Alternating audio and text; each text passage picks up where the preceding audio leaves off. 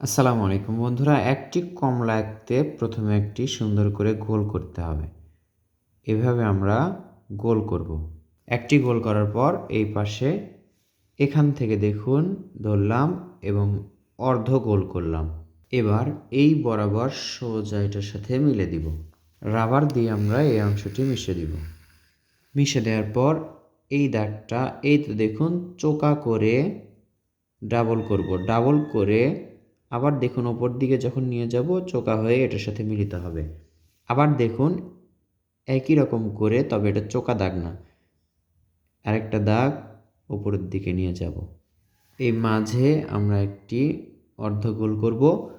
অর্ধগোল করার পর এখান থেকে এই তো সোজা দাগ এভাবে করে নিচের দাগের সাথে মিলে যাবে। এই যে এই মাথা থেকে আমরা কি করব, একটা দাগ উপর দিকে একটু ভাঁজ করে তুলব এবং ডাবল করে আবার নিয়ে আসব। এটা হচ্ছে বোটা।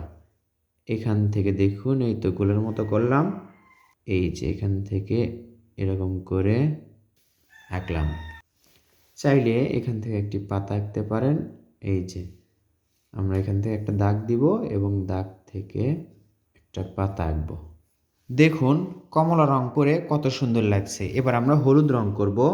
এখানে এই যে সাদা দাগ দেখতে পাচ্ছেন এখানে। এবার পাতায় এবং বোটায় সবুজ রং করলাম। দেখুন আসলে কিন্তু দারুণ লাগছে। সহজ টেকনিকে শিখুন, অন্যকেও শেখান।